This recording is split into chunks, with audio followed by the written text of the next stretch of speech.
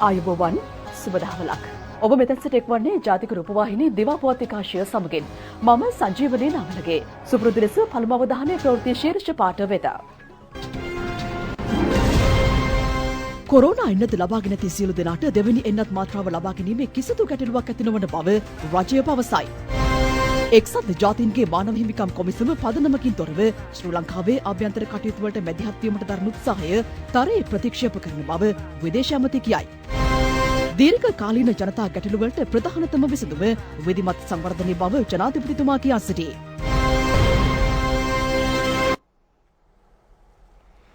COVID-19 ප්‍රතිශක්තිකරණ වැඩසටහන යටතේ මෙතෙක් එන්නත් ලබාගෙන ඇති සියලු දෙනාට දෙවැනි එන්නත් මාත්‍රාව ලබා ගැනීමේ කිසිදු ගැටලුවක් ඇති නොවන බව රාජ්‍ය අමාත්‍ය මහාචාර්ය චන්න ජයසුමන මහතා පවසනවා. විදේශ මාධ්‍ය වාර්තා කර තිබුණේ ඉන්දියාවේ පූනේ නගරයේ සීරම් ඉන්ස්ටිටියුට් ආයතනය නිෂ්පාදනය කරන ඔක්ස්ෆර්ඩ් ඇස්ට්‍රාසෙනිකා එන්නත ඉන්දියාවෙන් පිටතට අපනයනය තාවකාලිකව නතර කිරීමේ තීරණයක් ගෙන ඇති බවයි. හැබැයි මේ වන තෙක් නිල වශයෙන් ශ්‍රී ලංකාවට එහෙම දැනුම් දීමක් කරලා නැහැ. ඉන්දියාවේ මාධ්‍ය සහ අන්තර්ජාතික මාධ්‍ය ප්‍රකාශ කරේ ඉන්දියාව තුල COVID-19 රෝගීන් සංඛ්‍යාව තාම ශීඝ්‍ර විදිහට පහුගිය සතියේ වර්ධනය වෙන නිසා ඉන්දියානු රෝගීන්ට මේ රෝගය වැළැක්වීම සඳහා ලබාගත යුතු නිසා එන්නත ඉන්දියාවට අවශ්‍යයි කියලා ඒකයි අපනයනය කරන්නේ නැහැ කියලා. අපට සමස්ත හැටියට ලංකාවට ඔක්ස්ෆර්ඩ් ඇස්ට්‍රාසෙනිකා එන්නත් මාත්‍රා 12,64,000ක් ලැබිලා තියෙනවා. ඊයේ හවස් වෙනකොට 8,56,000ක් තමයි එන්නත්කරණය ලක් කරලා තියෙන්නේ. ඒ අනුව අපේ අතේ දැනට එන්නත් මාත්‍රා 4,00,000ක් තියෙනවා. ලංකාවේ එන්නත්කරණ වැඩපිළිවෙල ආරම්භ කරේ ජනවාරි මාසේ 29 වෙනිදා. එතකොට දෙවනි මාත්‍රාව ලබා දිය යුත්තේ සති 10ක් 12ක් අතර කාලේ. ඒ අනුව අප්‍රේල් 10 වෙනිදායෙන් පස්සේ තමයි ලංකාවේ දෙවනි මාත්‍රාව ලබා දිය දැනට අපේ අතේ තියෙන ලක්ෂ 4 පාවිච්චි කරලා මැයි මාසේ අන්තිම වෙනකන් දෙවෙනි මාත්‍රාව ලබා දීමේ හැකියාවක් අපිට තියෙනවා. ඒක නිසා කිසිසේත් මැයි අන්තිම වෙනකන් අපිට ප්‍රශ්නයක් ඇති වෙන්නේ නැහැ. ඒ වගේම තමයි මේ වෙනකොට ඉන්දියාව සමග අප රාජතාන්ත්‍රික හැටියට මේ පිළිබඳව සාකච්ඡා කරගෙන යනවා. නිල නෝන හැටියට අපිට දැනුම්වත් කරලා තියෙනවා. තවත් මාත්‍රා ලක්ෂ 5ක් ශ්‍රී ලංකාවට ලබා දෙන්න පියවර ගන්නවා කියලා. ඒක නිසා කිසිසේත්ම මේ වෙනකොට එන්නත් ලබාගෙන තියෙන අයට දෙවෙනි මාත්‍රාව ලබා ගැනීමේ ප්‍රශ්නයක් ඇති වෙන්නේ නැහැ. රුසියානු ස්පුට්නික් එන්නත අපේ රටට ගෙනීම සඳහා අපි මාස කිහිපයක් තිස්සේ සාකච්ඡා කරලා ඒ අවසන් අදියරට අප පැමිණ සිටිනවා. මේ සතියේ කැබිනට් මණ්ඩලය අනුමත කරා රුසියානු ස්පුට්නික් එන්නත මාත්‍රා මිලියන 7ක් ලංකාවට ලබා ගැනීම සඳහා. නමුත් මේ මිලියන 7ම අපට එකපාර ලැබෙන්නේ නැහැ. කොටස් වශයෙන් තමයි ලබා දෙන්නේ. ලබා දෙන්නේ මොන ක්‍රමවේදයකටද කියන එක මොන කාලසටහනකටද අනුව කියන එක අපි හිතනවා ඉදිරි දින දෙකේදී රුසියාවේ නිෂ්පාදන ආයතනය අපිට තහවුරු කරයි කියලා. මේ වෙනකොට දන්වලා තියෙනවා අප්‍රේල් මාසේ පළවෙනි සති දෙක අතර කාලේදී පුණ්‍නික් එන්නතේ ආරම්භක එන්නත් මාත්‍රා යම් ප්‍රමාණයක් අපේ රටට ලබා දෙන්න කටයුතු කරනවා කියලා. COVID-19 ප්‍රතිශක්තිකරණ වැඩසටහන යටතේ මේ දක්වා 8,56,327 දෙනෙකුට එන්නත ලබා දී ඇති බව වසංගත රෝග විද්‍යාංශය පවසනවා. එන්නත්කරණය අද සිදු කෙරෙන්නේ 56 වෙනි දිනටයි. එන්නත ඊයේ ලබා දුන් පිරිසට 12,000ක පිරිසක් ඇතුළත්. තලවතුගොඩ ජයවඩනගම චිත්ත විවේකාශ්‍රමයේදී අද එන්නත්කරණ වැඩසටහනක් පැවැත්වෙනවා. එහිදී වික්‍රමසිංහපුර සහ ජයවඩනගම යන ග්‍රාම සේවා වසම්පල වයස අවුරුදු 60ට වැඩි පුද්ගලයන් සඳහා එන්නත්කරණය සිදු කරනවා. බොරැල්ල වනාතමුල්ල සෞඛ්‍ය වෛද්‍ය නිලධාරී කාර්යාලයේ අද එන්නත්කරණ වැඩසටහනක් ක්‍රියාත්මකයි. එන්නත්කරණ තවත් වැඩසටහනක් අද පැවැත්වෙන්නේ කොල්ලුපිටිය මෙතෝදිස්ත දේවස්ථානයේදී. එහිදී අවුරුදු 60ට වැඩි පුද්ගලයන් සඳහා එන්නත ලබා දීම ක්‍රියාත්මකයි. COVID-19 රෝගයෙන් මෙරට පූර්ණ සුවය ලැබුව පිරිස 87,630 දක්වා ඉහළ ගොස් තිබෙනවා. එම ප්‍රතිශතය 96.28ක්. තවදුරටත් ප්‍රතිකාර ලබන පිරිසට 2,834 දෙනෙකු අයත්. COVID-19 රෝගය වැළඳුණු තවත් 253 දෙනෙකු ඊයේ හඳුනා ගනු ලැබුවා. ඉන් 229 දෙනෙකු වාර්තා වූයේ පෑලියගොඩ කොවිඩ් පොකුර ආශ්‍රිතවයි. තවත් 15 දෙනෙකු විදේශයන්හි සිට පැමිණි අයයි. සෙසු 9 දෙනා බන්ධනාගාර කොවිඩ් පොකුරේ රෝගයෙන්. සුවය ලැබූ තවත් 324 දෙනෙකු රෝහල් වලින් ඊයේ පිටව ගියා. මේ අඩුවීමේ ප්‍රවණතාවය අපි හැමතැනම දකිනවා. එය PCR පරීක්ෂණ අඩුවීමක් නිසා සිදුවෙච්ච දෙයක් නෙවෙයි. සත්‍ය වශයෙන්ම අඩුවීමක් එතන අපි දකිනවා. ඒකට හොඳම උදාහරණය තමයි රෝහල් වලට සැක කටයුතු COVID-19 රෝගීන් විදියට ඇතුල් වෙලා පරීක්ෂණ කරන රෝගීන් ප්‍රමාණය අඩු වෙලා තියෙනවා. ඒ වගේම තමයි රෝහල් වල බාහිර රෝගී අංශයේදී PCR පරීක්ෂණ කරනකොට අපි හඳුනා ගන්නා රෝගීන් ප්‍රමාණය අඩු වෙලා තියෙනවා. ඒ වගේම සමාජයේ අහඹු පරීක්ෂණ කරනකොට අපිට වාර්තා වෙන රෝගීන් ප්‍රමාණය අඩු වෙලා තියෙනවා. ඒ වගේම රෝගීන් පොකුරු වශයෙන් අපිට හමු වෙන අවස්ථා ගණනත් පොකුරු වශයෙන් හම් වෙන ප්‍රමාණයත් අඩු වෙලා තියෙනවා. මේ සියලුම තත්ත්වයන්ගෙන් අපිට පැහැදිලිව පෙනී යන්නේ යම්කිසි විදියක රෝගියේ අඩුවීමක් දකිනවා. නමුත් ඒ අඩුවීම ඒ ආකාරයෙන් පවත්වා ගන්න නම් අපි මේ ඊටාත්ම දැඩි විදියට අපේ සෞඛ්‍ය ආරක්ෂිත පුරුදු නැවතත් සිහිපත් කරගන්න ඕන. කොවිඩ්-19 පුද්ගල මරණ දෙකක් ඊයේ වාර්තා වුණා. ඒ කොළඹ 15 සහ කොළොන්නාව යන ප්‍රදේශවලින්. මියගොස් ඇත්තේ අවුරුදු 65 සහ 76 යන වයස්වල පසුවූ දෙදෙනෙක්. මේ අතර පොලිසිය සඳහන් කළේ සෞඛ්‍ය ආරක්ෂිත ක්‍රමවේද නොසලකා හැර සිටි 3391 දෙනෙකු මේ දක්වා අත්අඩංගුවට ගෙන ඇති බවයි. එක්සත් ජාතීන්ගේ මානව හිමිකම් කොමිසම පදනමකින් තොරව ශ්‍රී ලංකාවේ අභ්‍යන්තර කටයුතු වලට මැදිහත් වීමට දරන උත්සාහය රජය තරයේ ප්‍රතික්ෂේප කරන බව විදේශ අමාත්‍ය දිනේෂ් ගුණවර්ධන මහතා පවසනවා. අද පාර්ලිමේන්තුවේදී විශේෂ ප්‍රකාශයක් කරමින් ඔහු මේ බව කියා සිටියා. මේ වාර්තාව කොටස් දෙකකට බෙදන්න පුළුවන්. එකක් කොටි සංවිධානයේ සමග තිබුණු ගැටුමේදී ඔවුන් පරාජයට පත් වුණු කාල පරිච්ඡේදයේ ඇතිවුණු ජීවිත පිළිබඳ තියෙනා වූ කියන පැමිණිලි පිළිබඳ විභාග කිරීම. දෙවැන්න ශ්‍රී ලංකාවේ විශිෂ්ට ජයග්‍රහණයක් ජනතාවගේ ලැබමින් පසුගිය රජය පරාජයට පත් කරලා ශ්‍රී ලංකාවේ ජනාධිපති බවට පත් වී අප රට ආරක්ෂාව ස්වෛරීත්වය රැක දෙන ගෝඨාභය රාජපක්ෂ ජනාධිපතිතුමාගේ පාලන තන්ත්‍රය පිළිබඳ විවේචනය.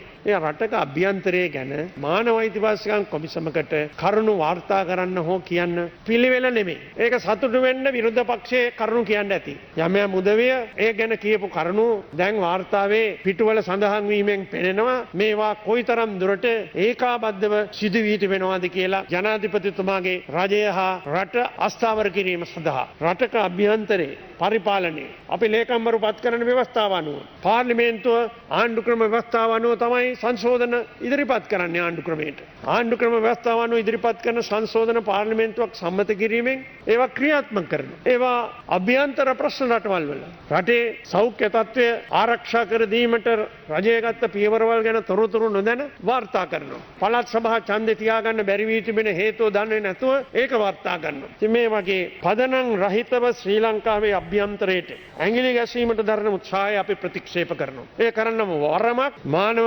හිමිකම් කොමිසමට නෑ. අද මම දැක්කා සමහර විරුද්ධ පක්ෂ මන්ත්‍රීවරු කියනවා මේ නිසා ආර්ථිකය කඩා වැටි කියලා. ඊයේ දිනේ කොටස් වෙළඳ පොළ කාලෙකින් පස්සේ යලි වැඩි වෙන්න පටන් ගත්තා. අපි රටක් හැටියට ජනාධිපතිතුමාත් අග්‍රාමාත්‍යතුමාත් අපේ ආණ්ඩුව ගෙවන්නට තියෙන ණය ප්‍රමාණයන් හැමතිස්සෙම ගෙවලා තිබෙනවා. ඒ අභියෝග හරහා ආර්ථිකය ඉස්සරහට යනවා. රටක් බංකොලොත් කර ගැනීමට ඕනකම තියෙන මන්ත්‍රීවරු එහා පැත්තේ ඉන්නවනම් සතුටු වෙන්න එපා. ඒ වගේ දේවල් මෙහෙවන ක්‍රියාවලියල් ගැන ප්‍රවේශම් වෙන්න මගේ මිත්‍ර විපක්ෂ නායකතුමා මට මතකයි විපක්ෂයේ මන්ත්‍රීවරයෙක් හැටියට ජනාධිපති රණසිංහ ප්‍රේමදාස මැතිතුමා දෙවනුවරට බ්‍රිතාන්‍ය තානාපතිතුමා ගිහිල්ලා ග්ලැඩ්ස්ටෝන් ගිහිල්ලා ඡන්දේ පැවැත්වෙන හැටි බලලා කතා කරන පටන් ගත්තයි කියලාම වහාම රටෙන් පිට වෙන්න කියලා නියෝග කරා. මතකද? අපි එහෙම දෙයක් අපේ ජාත්‍යන්තරව තියෙන තානාපති කාර්යාල හෝ රටවල් එක කරලා නැහැ. ඕන තරම් සාකච්ඡා පවත්වන්න අපිට ඒව වාර්තා වෙනවා. රටවල් අතර මතභේද තිබුණත් ඒ රටවල් සමග කටයුතු කරන්න පුළුවන් අධ්‍යක්ීම් සම්භාරයකින් යුත් විදේශ අමාත්‍යාංශය පමණක් නෙවෙයි අතිගරු ජනාධිපතිතුමාත් අගමැතිතුමා සහ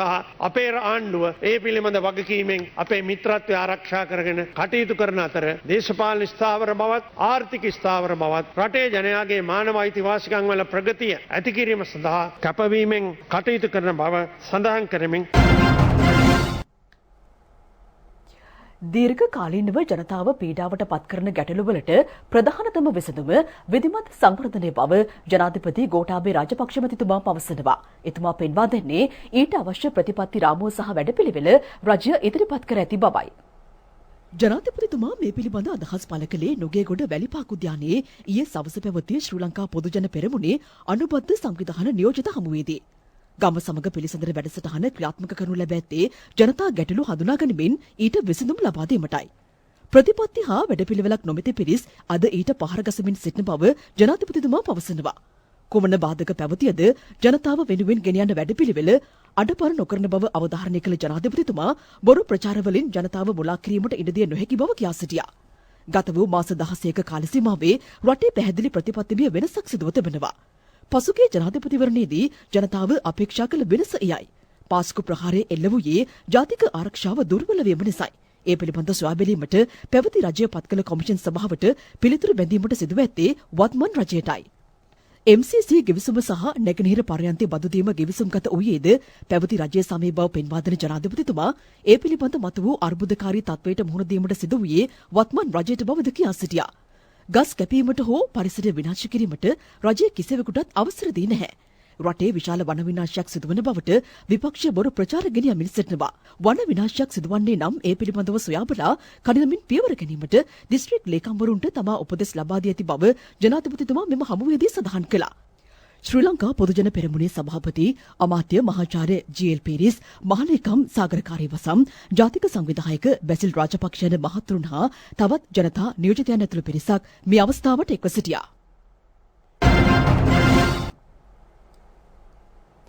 ශ්‍රී ලංකා අමරපුර මහානිකායේ උත්තරීතර මහානායක අගමහා පඬිත අපවත් වී වදාළ අතිපූජ්‍ය කොටුගොඩ ධම්මාවාස හිමියන්ගේ ආදාහන පූජෝත්සවය අද පසුරුවේ කොළඹ නිදහස් චතුරස්‍රයේදී පැවැත්වෙනවා. ඒ පූර්ණ රාජ්‍ය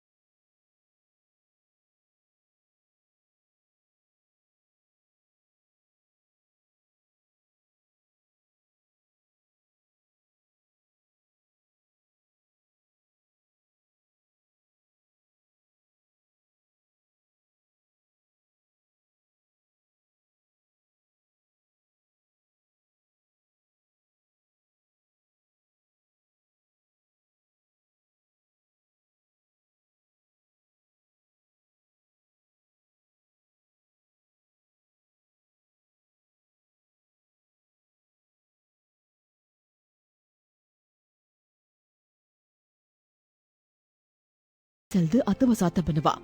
අතිපූජ්‍ය කොටුගොඩ ධම්මාවාස හිමියන්ගේ ශ්‍රී දේහේරගත රිය පෙරහැර වෙනුවෙන් කොළඹ අද විශේෂ රථවාහන සැලැස්මක්ද ක්‍රියාත්මකයි. අද දින 1:30ට උන්වහන්සේගේ දේහය තැන්පත් කර ඇති විහාරස්ථානයේ සිට එම පෙරහැර ගාලු පාරට පැමිණ දෙහිවල ඒ වගේම වැල්ලවත්ත බම්බලපිටිය දක්වා ගමන් කරනවා. බම්බලපිටියෙන් වජිර පාර ඔස්සේ හයිබ්ලොක් පාර වෙත ගමන් කිරීමට නියමිතයි. ඉන්පසු ඒ ඔස්සේ තුම්මුල්ල හන්දියට ගොස් තුම්මුල්ල හන්දියෙන් තර්ස්ටන් පාර ඒ වගේම JOC හන්දිය කේම්බ්‍රිජ් ප්‍රදේශ නිදහස් මාවත ඔස්සේ නිදහස් චතුරස්‍රය කරා ගමන් කිරීමට නියමිතයි. කෙසේ වෙතත් මෙහිදී මෙම මාර්ගවල වාහන ගමනාගමනයේ සීමා වීමට සිදු වෙනවා. එම නිසා 1:00 3 අතර කාලය තුල මෙම මාර්ගයේ ගමන් කරන අය විකල්ප මාර්ග තෝරාගතොත් ඒ වඩා උචිත වෙනවා. කෙසේ වෙතත් මෙම මාර්ගවල වසා තැබීමක් සිදු වෙන්නේ නැහැ. නමුත් එක් මන්තිරුවක වාහන ගමනාගමනය යම් ප්‍රමාණයකට සීමා වීමට ඉඩ තිබෙනවා. ඇතැම් භාණ්ඩ සඳහා බදු සංශෝධනය කිරීම නිසා ඇතිවන ලාභ සහ අලාභ වංචාවක් නොවන බව මුදල් අමාත්‍යාංශයේ ලේකම් SR ආටිගල මහතා පවසනවා. සීනි ආනයනයේදී වංචාවක් සිදුව ඇති බවට සමාජ මාධ්‍යවල පළමු වාර්තා පිළිබඳ පැහැදිලි කිරීමට ඊයේ පැවති මාධ්‍ය හමුවකදී ඔහු මේ බව කියා සිටියා. රුපියල් 50ට ක්ලියර් කරපු සීනි තිබුණා. මෙට්‍රික් ටන් 70000ක් 75000ක් තිබුණා. අපි ඔක්තෝබර් 13 සත 25 කළාම සත 25ට ක්ලියර් වෙන සීනිත් එනවා දැන් මාකට් එකේ. අතන තියෙනවා වැඩිපුරට ගත්තේවා. එතකොට අර මනුස්සයා ටිකක් පාඩු අඩු කරගන්නවා. මෙයා ටිකක් ලාභයක් ගන්නවා. අරගෙන තමයි මේක එන්නේ. ඉතින් එහෙම මිසක් වෙන ඉතින් මට කියන්න දෙයක් නැහැ. මොකද ඔබ තමයි බදුපතිපත්. එහෙමනම් කාට හරි කියන්න පුළුවන් වැට් එක 115 ඉඳන් 108ට අඩු කළා. අපි එහෙමනම් ලොකු වංචාවක් කළා තියෙනවා. මොකද ආදායමක් අඩු වෙනවා. එතකොට ඒකත් වංචාවක් වෙනවා. අගෝස්තුවේ ඉඳන් ලුණු ගැලවෙනවා. සාමාන්‍යයෙන් කරන්නේ ජූලි මාසෙ ඉඳන් විතර බද්ද වැඩි කරනවා. මොකද දේශීය ගොවියව ආරක්ෂා කරනවා. එතකොට හැබැයි මාස 2කින් 3කින් ලුණු ස්ටොක් එක ඉවරයි මෙහි. එතකොට දැන් ලුණු වුණා අපි හිතමුකෝ නිකන් තරකෙට ගමු රුපියල් 50ට අපි වැඩි කරලා තියෙනවා. දැන් වැඩේ තියෙන්නේ දැන් ඊට පස්සේ මෙහෙත් නෑ ලුණු. ගොවියව අපි ආරක්ෂා කරලා තියෙනවා. මොකද ගොවියට මිලක් ඇවිල්ලා තියෙනවා. දැන් මේ රුපියල් 50 අපිට අඩු කරන්න බෑ. ඇයි මොකද ලුණු ගේන්නෙත් 5 දෙනෙක්.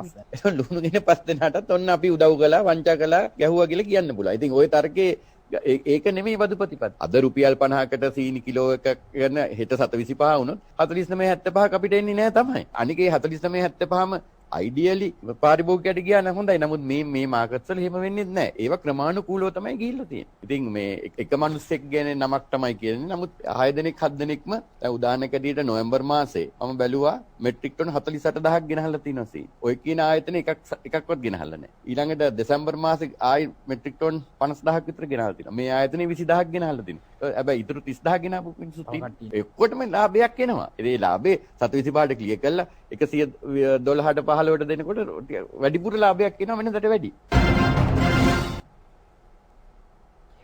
සෙරමික් භාණ්ඩ ආනයන සීමා ලිහිල් කිරීමට රජයගත් තීරණයට ප්‍රසාදය පළ කරන බව ටයිල් සහ සනීපාරක්ෂක උපාංග ආනයනකරුවන්ගේ සංගමය පවසනවා.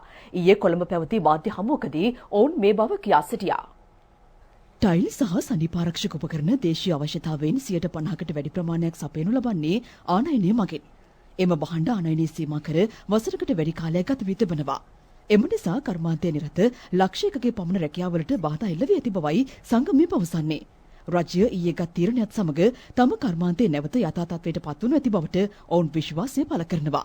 මේ රජ මේ ටයිල් සහ සැන්ට්‍රියා ඉම්පෝර්ට් කරන එක ඉදිරි කාලයේදී ලබා දෙයි කියන එක අපි මේ විශ්වාසය තුලින් අපි ඉන්නවා. දේශීය කර්මාන්තකරුවන් 50%යි මේ වෙළඳ පොලෙන් සපයන්නේ. ඊටු 50% වෙළඳ පොලට හම්බුනේ ආනයන කරුවන්ගෙන්. ඉම්පෝටර්ස්ලා ඉම්පෝර්ට් කිරීමෙන් ආනයන බද්ද හරහා විතරක් ලැබෙන ආදායම රජයට බිලියන 12යි අවුරුද්දට. මේ වසරේ මෙතෙක් සිදු වූ රියානතුරු වලින් 520 දෙනෙකු මිය ගොස් ඇතැයි පොලිසිය පවසනවා. තුවාල ලැබූ සංඛ්‍යාව 3000 ඉක්මවනවා. එළබෙන අලුත් අවුරුදු සමයේ රිය අනතුරු අවම කිරීම සඳහා විවිධ ක්‍රියාමාර්ග ගැනීමට පියවරගෙන ඇති බව පොලිස් මාධ්‍ය ප්‍රකාශක නියෝජ්‍ය පොලිස්පති අජිත් රෝහණ මහතා ප්‍රකාශ කළා. රියානතුරු පාලනය කිරීමට රියානතුරු වළක්වා ගැනීමට ඔබේ දායකත්වය අත්‍යවශ්‍ය වෙනවා. ශ්‍රී ලංකා පොලිසිය සෑම පොලිස් ස්ථානයකටම අවශ්‍ය ප්‍රමාණයට බ්‍රතලයිස් උපකරණ නැත්නම් බීමත්කම් පරීක්ෂා කිරීමේ වායු උපකරණ ලබා දී තිබෙනවා. ඒ වගේම අපි සතුව තවත් උපකරණ 65000ක් පමණ ගබඩාවල තියෙනවා.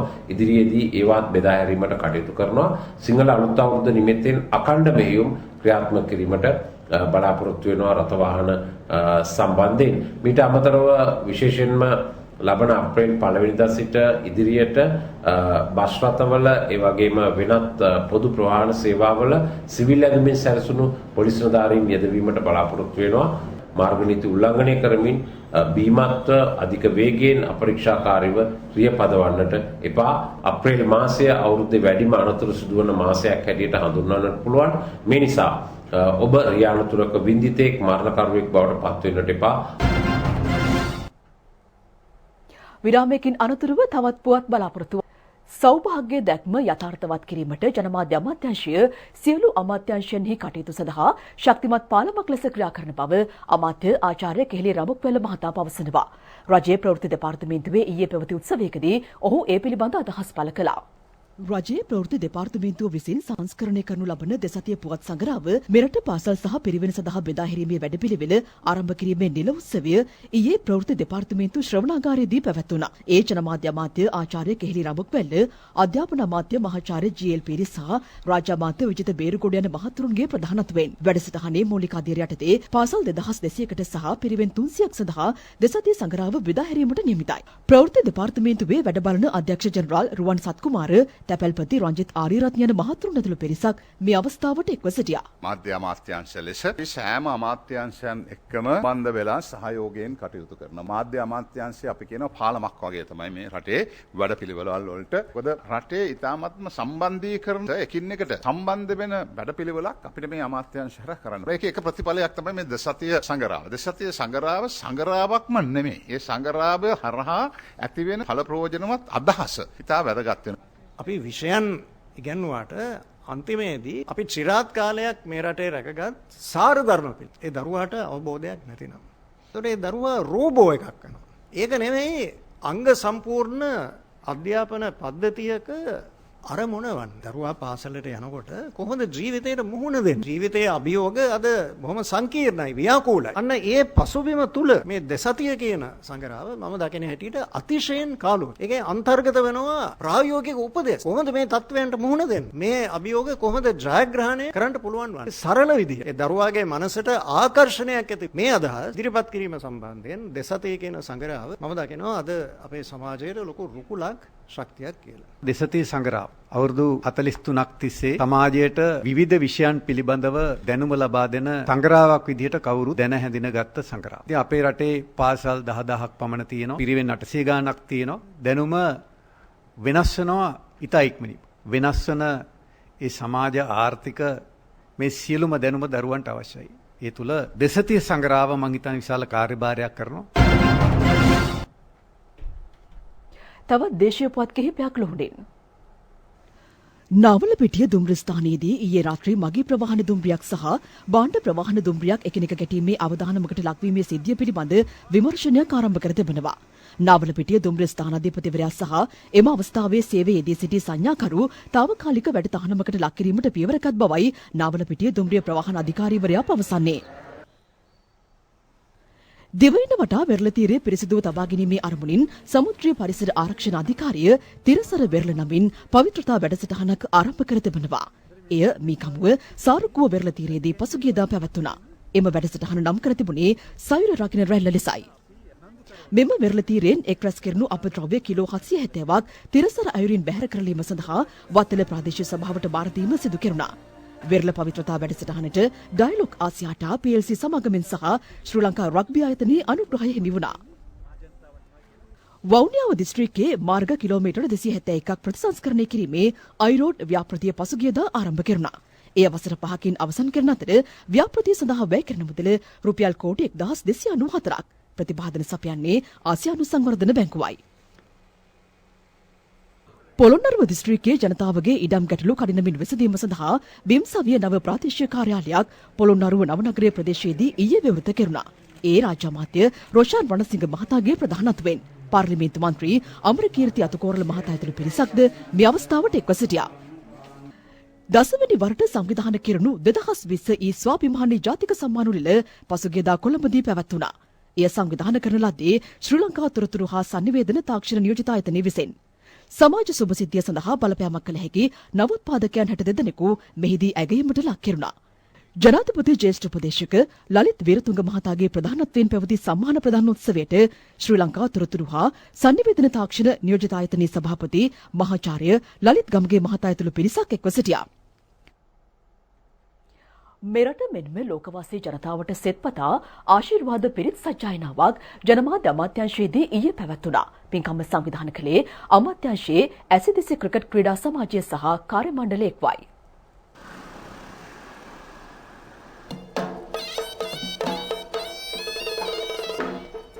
ජනමාධ්‍ය අමාත්‍ය ආචාර්ය කේලි රඹුක්වැල්ල මහතාගේ අධීක්ෂණය යටතේ සංවිධානය කෙරුණු පිරිත් පින්කම සඳහා අනුශාසකත්වය ලබා දෙන ලද්දේ පූජ්‍ය කහගල සීරානන්ද හිමියන් විසින් කිරුළපන සිරි ඇලන් මෙතනියාරාමාධිපති යෝගියානි සෝහිතතිස්ස අමරපුර මූලවංශික නිකායේ අනුනායක හිමියන් සහ පූජ්‍ය උඩුවේ ධම්මාලෝක හිමියන් ප්‍රමුඛ මහා සංඝරත්නය පිරිත් පින්කමට වැඩම කළා.